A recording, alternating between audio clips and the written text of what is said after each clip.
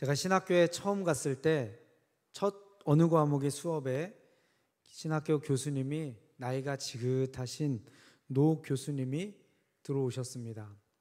이북에서 내려오신 아주 강력한 캐릭터를 가진 그런 분이셨습니다.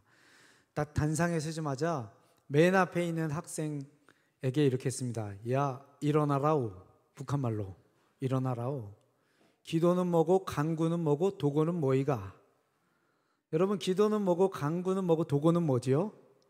순간 모든 신학생들이 얼어붙었습니다. 뭔가는 알 것 같은데 애매모호한, 대답도 하기 전에 앉으라오. 니들이 뭐 이래서 목사가 되겠다고 확 코를 죽이면서 그렇게 신학 수업을 시작하셨습니다. 늘 긴장, 언제 손가락을 가르치면서 너 일어나라오. 우리는 준비되지 않은 그 질문이 팍팍 들어옵니다. 그러면서 졸 수도 없고 긴장할 수도 없는 정말로 마음에 하나님 나라를 향한 그 뜨거움과 열정을 가지신 그 목사님께 배웠던 기억이 납니다. 그분은 보통 양복을 사면 기본적으로 한 20년은 입으십니다. 그래서 팔을 이렇게 길게 양복을 내시고요. 이제 한 2, 3년 지나면 1cm를 줄입니다. 2, 3년 지나면 또 1cm를 줄입니다. 이 양복이 몇 년 입은 옷인지 질문을 합니다. 그러면서 정말 겸손과, 그 교회에서는 점심 식사 시간에 권사님들이 밥을 남길 수가 없습니다. 딱 밥을 드시고 목사님이 싹 도는데 어느 권사님이 밥을 남겼다. 야, 이 권사 그거 이리 가져오라오. 그 권사님 앞에서 권사님이 남은 음식을 다 드십니다. 그걸 한번 경험하고 나면 교인들이 두 번 다시 밥을 남길 수가 없습니다. 이제 과목을 마치는 날 퀴즈를 내십니다. 질문을 하십니다. 너네들 잔치집에 가면 어느 음식에 손부터 대느냐 물으십니다. 각자 선호하는 음식이 다르지요. 그런데 공통점은요, 자기가 좋아하는 음식을 자기 접시에 담습니다. 그 원리를 이야기해 주십니다. 사람들은 좋아하는 것을 선호한다. 자기가 마음에 들면 그 음식에 젓가락을 먼저 대게 돼 있다. 그러면서 그분이 내리신 이제 미래의 목사가 되기를 원하는 신학생들에게 하신 그 말씀이었어요. 사람들이 데려가기를 원하는 그런 사람이 되도록 영적 지도자로 자기를 잘 준비하고 훈련하면 서로 데려가지 못해서 안달이 내는 그런 사람이 될 것이다. 그 원리를 주었습니다. 오늘날 한국교회에 가나안 성도, 여러분 가나안 성도 아시죠? 거꾸로 하면 어떻게 되죠? 안 나가. 예수님을 믿고 하나님을 살아계심을 인정하는데 개인적으로 신앙을 버리지는 않았는데 교회를 나가지 않습니다. 하나님 때문에 삐져서 안 나가는 분도 계시지만 대부분의 이런 분들의 경우는요, 교회 문제 때문에 그렇게 됩니다. 안 나가. 가나안 성도가 뭐 400만에서 많이 보기에는 지금 600만 명까지도 보고 있습니다. 그 통계를 발표하는 분들의 이야기를 들으면 진급 한국 기독교는 숫자가 줄은 것이 아닙니다. 기독교인이 줄은 것이 아니라 교인의 숫자가 줄고 있습니다. 젓가락을 가지고 잔치집에 음식을 먹으러 가는데 구미에 맞는 음식이 없는 거예요. 마음에 드는 교회가 없으니까, 또는 자기가 출석하던 교회에서 어려움을 경험하고 크게 상처를 받아서 더 이상 교회에 나가지 못하는 그런 상황입니다. 오늘 우리가 읽었 이 사도행전에 보면요, 사람들이 몰려듭니다. 얼마나 몰려드는지. 베드로의 처음 설교로 3,000명이 몰려들고요, 그 다음에 5,000명이 몰려들고 계속해서 사람들이 몰려듭니다. 사도행전을 기록한 누가는 이 이유가 성령께서 임하신 이유라고 증거하고 있습니다. 성령이 임해서 사람들이 몰려들기 시작하는데 그 성령이 임한 교회의 모습을 누가가 기록하고 있습니다. 여러분, 여기에 오신 분은요, 우리 교회를 선택하시고 우리 교회에 호적을 올리시고 등록하셔서 지금 이렇게 신앙생활을 하시는 분들입니다. 제가 만약에 여러분에게 질문할 때 우리 교회 장점을 한번 3가지만 얘기해 보세요 라고 한다면 여러분 뭐가 처음 떠오르세요? 여러분 개인적으로 이 교회를 선택하시고 좋아하는 이유가 각각 다양하게 있을 것입니다. 그 우선순위와 목록의 리스트가 아마 다를 것입니다. 각각의 이유가 다르겠죠.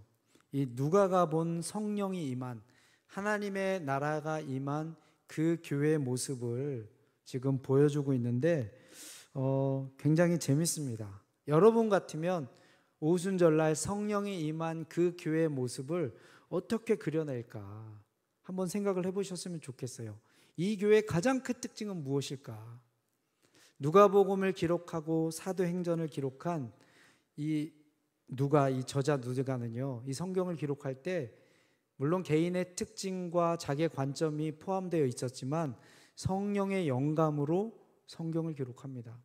누가의 관점이기도 하지만요, 이것은 하나님의 관점이기도 합니다. 하나님이 자신의 관점에서 누가를 통해서 사람들이 몰려드는 천국이 임한, 성령이 임한 교회의 모습을 그려냅니다. 그 첫 번째가 바로 오늘 32절 말씀입니다. 믿는 무리가 한 마음과 한 뜻이 되어. 하나님이 교회를 보셨을 때 첫 번째로 정말 주님께서 목록으로 삼으셨던 것은요, 교회 공동체의 하나됨이었습니다. 분리되지 않는, 분쟁과 분란이 없는 그런 교회의 모습입니다. 여러분, 오순절날 성령이 임해서 초대교회가 만들어질 그때 당시 유대 사회에서는요, 크게 5종류의 이 분파들이 있었습니다. 다양한 종교적 신념을 가지고 우리나라의 교회로 말하면 여러 가지 교파가 있고요. 각각 주장하는 것이 다릅니다. 그들이 추구하는 하나님의 나라가 다릅니다.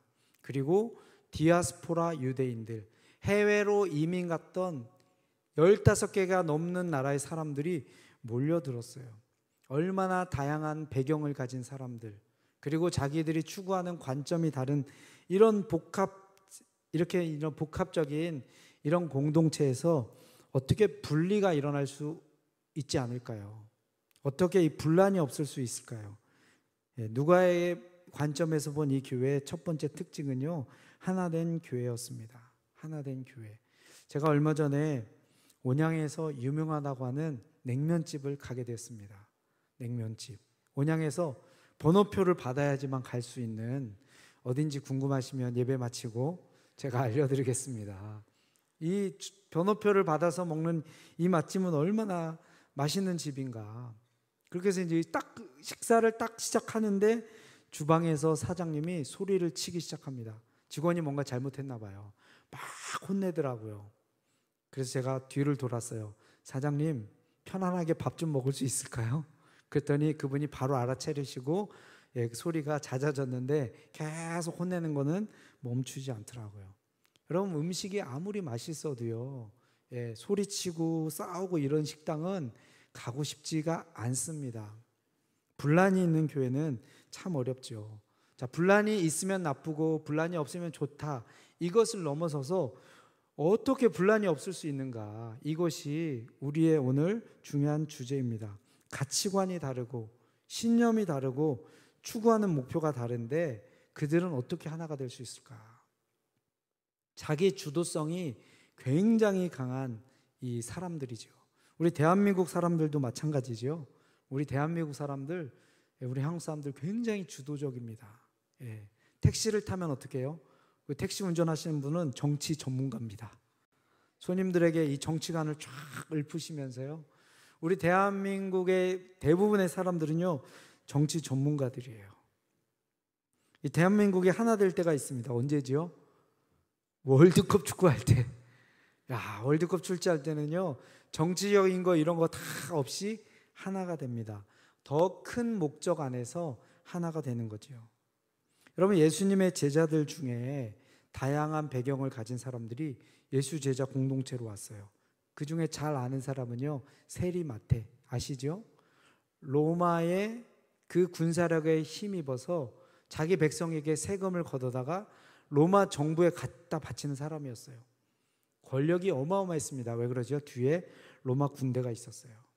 그런데 예수님의 제자 중에 열심당원 시몬이라고 있습니다. 열심당원. 이 사람들은 어떻게 해서든지 로마의 압제로부터 독립하기를 원하는 사람이에요. 매국노와 독립투사가 만났습니다. 여러분, 어떻게 서로를 평가할까요? 예? 야, 아니 저런 인간이 어떻게 이곳에 와서 나라 팔아먹는 세리 같은 이 매국노가 어떻게 이곳에 왔을까? 이렇게 볼 수 있겠죠. 마태는 열심당원 시몬을 어떻게 볼 수 있을까요? 괜히 반란을 일으키다가 로마로 하여금 더 분노를 일으켜서 더 폭정을 하게 만드는 실리가 뭔지 모르는 쓸데없는 짓 하는 사람이라고 볼 수 있겠죠. 그런데 그들은 예수님의 공동체 안에서 하나가 됩니다. 어떻게 하나가 되지요? 사랑에서 하나가 되고요. 하나님 나라 큰 목적 안에서 이들은 하나입니다. 여러분, 교회의 목적은 오직 한 가지입니다. 하나님 나라 건설입니다. 교회가 하나 될 수 있다라고 하는 것은요, 하나님 나라를 추구할 때 그 위대하고 원대한 뜻과 목표 안에서 하나가 될 수 있다고 하는 것입니다. 하나님 나라가 우선될 때 나의 이익과 충돌될 수 있죠. 하나님의 나라의 이익은요, 우리 교회의 이익보다 더 큰 것입니다. 하나님 나라의 큰 이익과 우리 교회의 이익과 충돌될 수도 있습니다. 제가 인도에 있을 때 한국에서 아버지 학교 스태프진들이 왔어요. 저도 아버지 학교 하면서 무릎을 꿇고 제 아내 발을 씻기면서 눈물로 제 지난 자의 남편으로서의 죄를 고백을 했습니다. 제 아내가 용서해 줬어요. 지난날의 저의 과거를. 나쁜 남자의 삶이 어떠했는지를 알고 싶으시면 저에게 오시면 제가 알려드릴 수 있습니다. 어떻게 나쁜 남자로 남편으로 살 수 있는지. 어쨌든 제 삶에는 남편으로서 아버지로서 아주 중요한 터닝 포인트가 됐는데 그 스태프들이 다 한국에서 왔어요. 다른 교회, 자기 교회의 이익을 넘어서서 다 자기 자비로 항공료를 내서 귀한 시간을 내서 먼 나라 인도까지 와서 그곳에 있는 이제 아버지 학교를 열어서 큰 도움을 줬던 것이 기억이 납니다. 성령을 받고 하나님 나라가 임한 그분들은요, 오로지 하나님 나라를 세우는 이 목표 안에서 하나가 되었다고 합니다. 여러분, 혹시 교회에 분란하는 모습, 싸우는 모습 때문에 상처받으신 분들, 아직도 그 상처가 남아 있으신 분들 계시다면요, 저도 교인 중에 한 명으로서, 교회 리더로서 여러분에게 용서를 구합니다. 여러분 미안합니다. 죄송합니다. 이 사람의 연약함이기 때문에 어쩔 수 없이 드러난 모습이죠. 자, 우리 하나님이 기뻐하시는 첫 번째 교회 모습은요, 싸우지 않는 교회입니다. 자, 우리 옆에 계신 분에게 싸우지 맙시다. 우리가 안 싸우려면 어떻게 해야 된다고요? 하나님 나라 건설에 우리의 최고 궁극적인 목표로 싸울 때 다 품게 되고 용서하게 되는 것입니다. 자, 이렇게 하나님 나라를 이루는 것을 궁극적으로 목표로 삼은 그들의 어떻게 실천하는지가 이제 그 다음 말씀에 나오지요. 믿는 무리가 한 마음과 한 뜻이 되어 모든 물건을 서로 통용하고 자기 재물을 조금이라도 자기 것이라 하는 이가 하나도 없더라. 우리의 관심은 바로 재물로 넘어갈 수 있습니다. 자기의 재물을, 자기의 소유를 자기의 것이라고 여기지 않는 나눔이 실현됐구나. 우리의 관심이 바로 재물과 나눔으로 이어지기 전에 어떻게 이것이 가능했는지를 먼저 살펴봐야 됩니다. 하나님 나라가 임하니까요, 그들의 가치관이 바뀐 것입니다. 여러분, 뭐가 하나님 나라지요? 하나님 나라의 핵심은 무엇입니까? 하나님 나라의 핵심은요, 통치하시는 왕이신 하나님, 그리고 그분의 보호와 사랑과 통치를 받는 하나님 나라의 백성이 있습니다.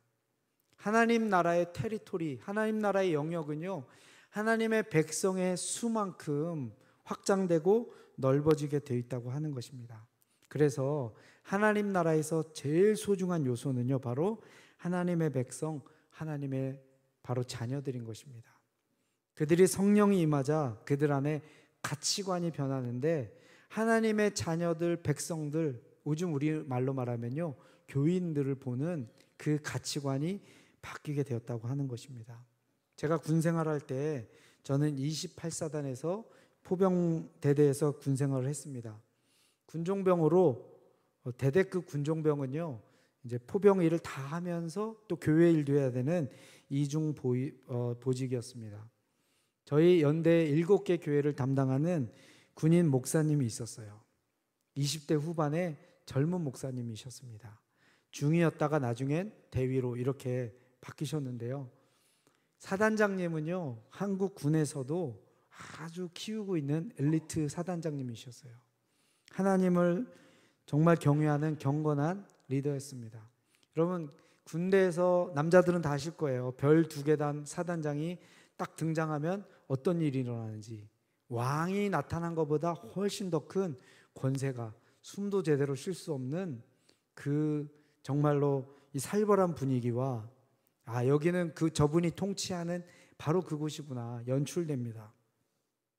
왕 같은 이 사단장님이 우리 군대 목사님 20대 후반의 젊은 군목 목사님을 보시고요, 군목 목사님이 경례를 합니다. 근데 어떻게 하신지 아세요? 목사님 경례하지 마세요. 본인이 모자를 벗어서 그 군인 목사님에게 인사를 나눕니다. 이렇게 고개를 숙여서 허리를 숙여서 인사를 합니다. 왜 그랬을까요? 그 목사님 안에 있는 하나님을 보는 거죠. 그것을 존중하고 인정하는 것입니다. 세상의 권위와 그 힘으로 말하면 중위 대위와 별 2개 사단장은요, 하늘과 땅 차이입니다. 그 정도로 정말 어마어마한 권력을 가진 분이 그 목사님을 그렇게 존중합니다. 얼마 후에 사단장님 사모님을 봤어요. 저는 사병입니다. 사병인데 작은 대대의 교회를 맡고 있는 군종병이에요. 그런데 그 사단장 사모님께서 저에게 깍듯하게 존댓말을 해주십니다. 그냥 반말을 해도 말 걸어주시는 것만으로도 이게 대단한데요. 깍듯하게 이렇게 존칭어를 써주시면서 굉장히 공손하게 저에게 말을 걸어오시는 사단장님 사모님의 모습을 보았습니다. 왜 그랬을까요?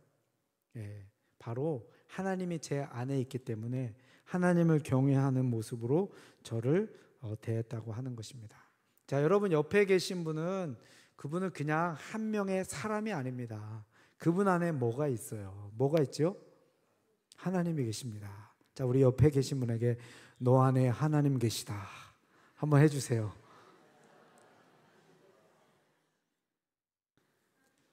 이렇게 어마무시한 존재라는 것을 인식하고 나니까 여러분, 원래 가난한 사람들은요 세상 어디서도 인정받지 못합니다. 초대교회 첫 번째 현상이 뭐예요? 그들이 가진 경제적 지위, 이렇게 사람을 대하는 것이 아니라 그 사람 안에 있는 하나님을 보면서 그 사람을 대하기 시작하는 것이에요. 세상에서 약한 사람들, 세상에서 없는 사람들이 그 사람 있는 모습 그대로 대우를 받는 것이 아니라 그 사람에 있는 하나님 때문에 마치 하나님이 대우받아야 될 그런 대우를 받기 시작하는데 그것을 이분들이 실천하기 시작합니다. 존귀한 존재이기 때문에요, 이분들이 돈을 쓰기 시작하는 것입니다. 하나님 나라를 추구하는데 하나님 나라의 가장 핵심이 되는 하나님의 백성을 소중히 여기기 시작하는 것입니다. 여러분, 우리 소중히 여기면 어떻게 하죠? 소중한 존재에게는 돈을 씁니다. 여러분, 하나님 나라는요 굉장히 복잡하고 어려운 것이 아닙니다. 하나님의 나라의 이 회복된 모습은요, 성도가 다른 성도를 존귀히 여기고 그 존귀히 여기는 그것의 증표로서 돈을 쓰는 거예요. 돈을 쓰는 거. 할렐루야.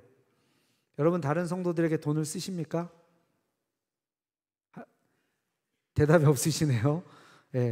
이번 주에 딱 한 명을 생각하셔서 돈을 쓰시기 바랍니다. 복잡한 것이 아닙니다. 성도를 귀하게 여기고 귀하게 여기는 만큼 돈을 쓸 때, 사랑하고 섬길 때 하나님 나라가 임하는 것입니다. 그 중에 특이한 말씀이 나옵니다. 그 중에 가난한 사람이 없으니. 우리는 돈 쓸 때 누구한테 쓰죠?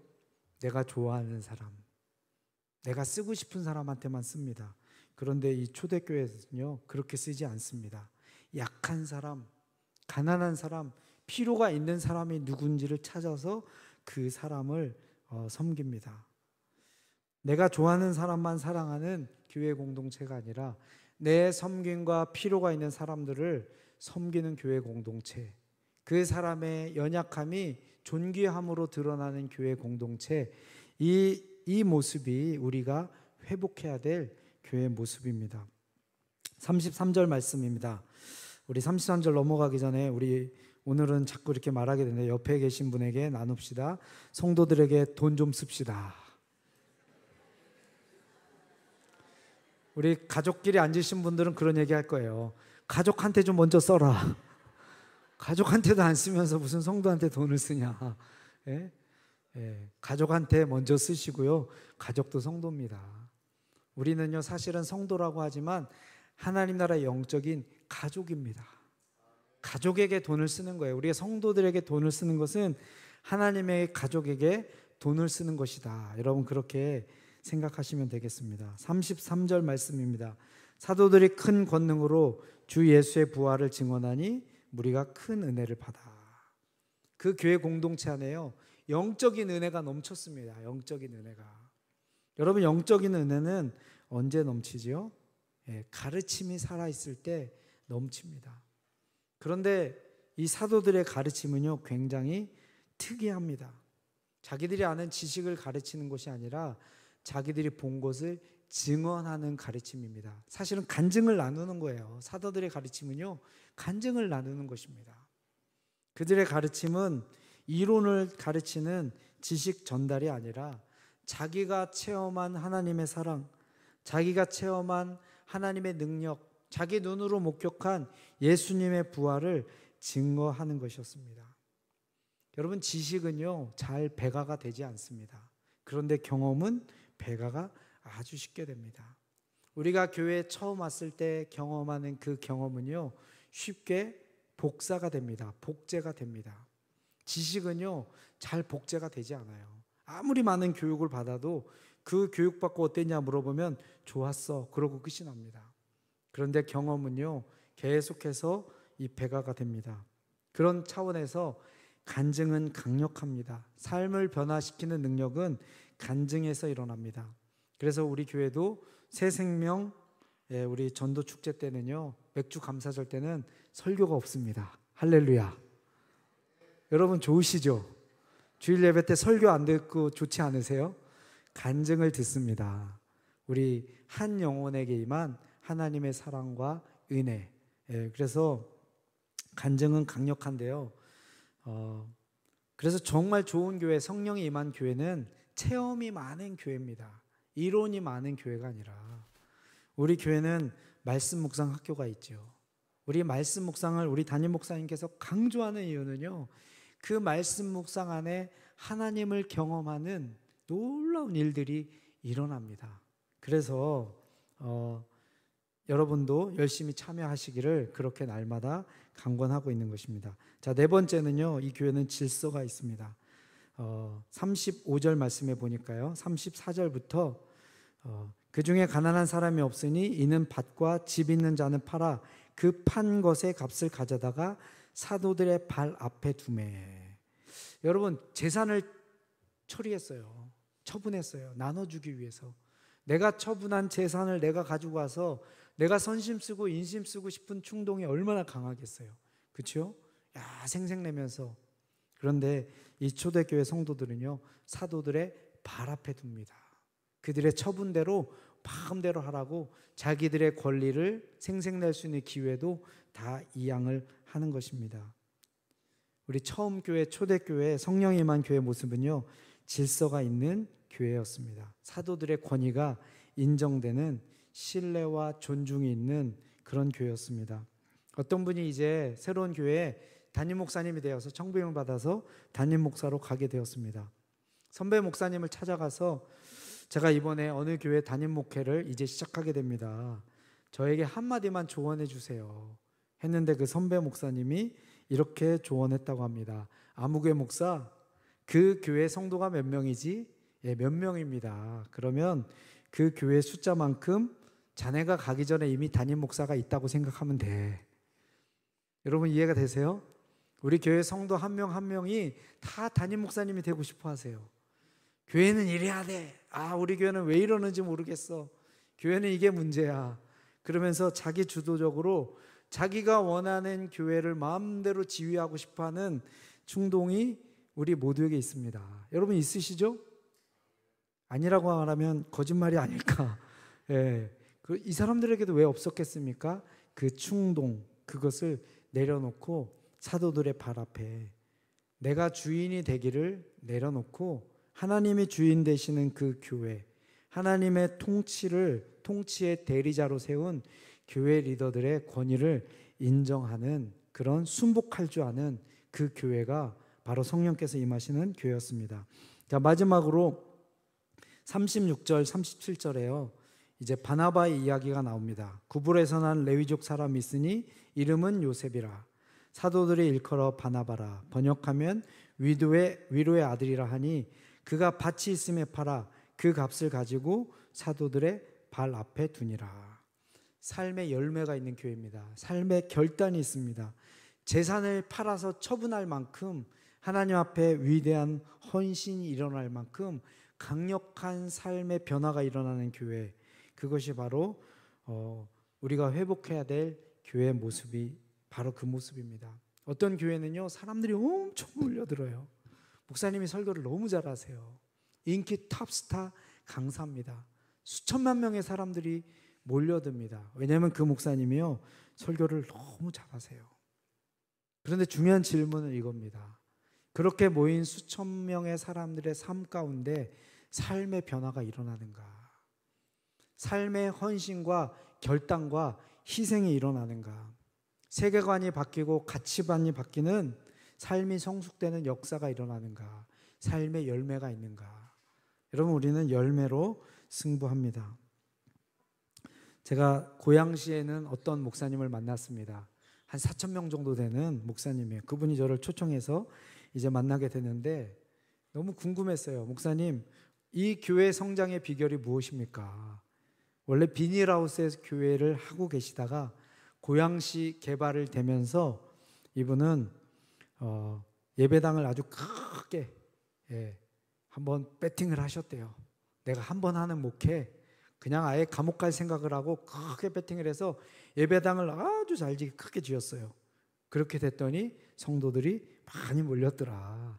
굉장히 그분이 탁월한 분이셨는데 겸손한 고백이구나. 자기 자랑하기 싫으니까 그냥 이렇게 핑계를 대시는구나. 저는 그렇게 이해를 했습니다.